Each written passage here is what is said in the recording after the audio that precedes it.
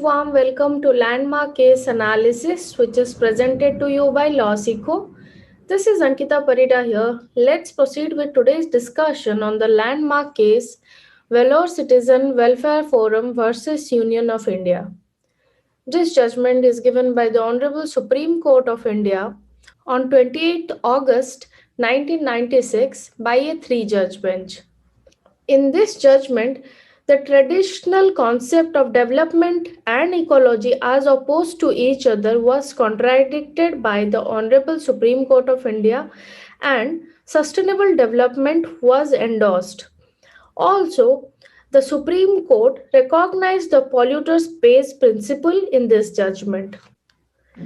Let's have a look at the brief facts of this case. This petition was filed with the Supreme Court of India by the Vellore Citizen Welfare Forum in public interest, and this petition was regarding the enormous discharge of untreated effluents by the tanneries and the industries around the city of Vellore and also in the state of Tamil Nadu.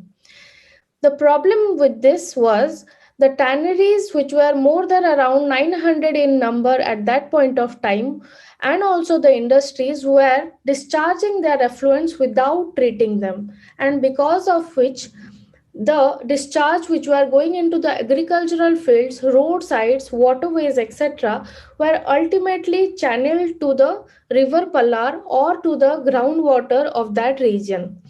This caused huge ecological and economic loss to that region of Vellore, as there was no availability of potable water for the residents in the area, first of all. Secondly, almost 35,000 hectares of agricultural lands were either partially or totally unfit for cultivation. These are circumstances challenged the right to clean water and also clean environment. And based on it, this petition was filed by the Vellore Citizen Welfare Forum with the Supreme Court of India. Now let's have a look at the issues of law involved in this case. Whether the tanneries should be allowed to continue to operate at the cost of lives of thousands of people and the environment. Let's have a look at the judgment and reasoning given by the court. The Supreme Court observed that the leather industry in India has a major stake in the foreign exchange earning. Almost it accounts to 80% of country's export, and also it provides employment avenues to huge population. However, it does not give it right to destroy the ecology, degrade the environment, and pose a health hazard to the people of the region. Also, it held that it cannot permit the industry to expand anymore in that region unless it tackles the problem of pollution that the industry itself has created. Therefore, the state of Tamil Nadu was directed not to permit setting of further tanneries in the state of Tamil Nadu. Secondly, in this judgment, the Supreme Court upheld the sustainable development principle, and it says that traditional concept that development and ecology are opposed to each other is no longer acceptable today.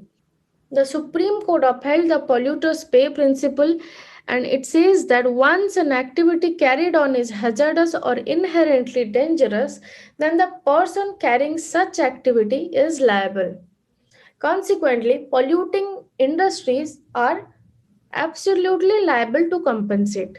Lastly, the Supreme Court directed the central government to constitute an authority under the Environment Protection Act 1986, and this authority shall look into the situation created by the tanneries and other polluting industries in the state of Tamil Nadu. Also, it asked the Chief Justice of Madras High Court to constitute a special bench, which is a green bench, to deal with the case of other environmental matters. The authority that is created by the central government shall be headed by retired judge of a high court, and it shall implement the precautionary principle and polluters pay principle. So this was all about this case. Thank you.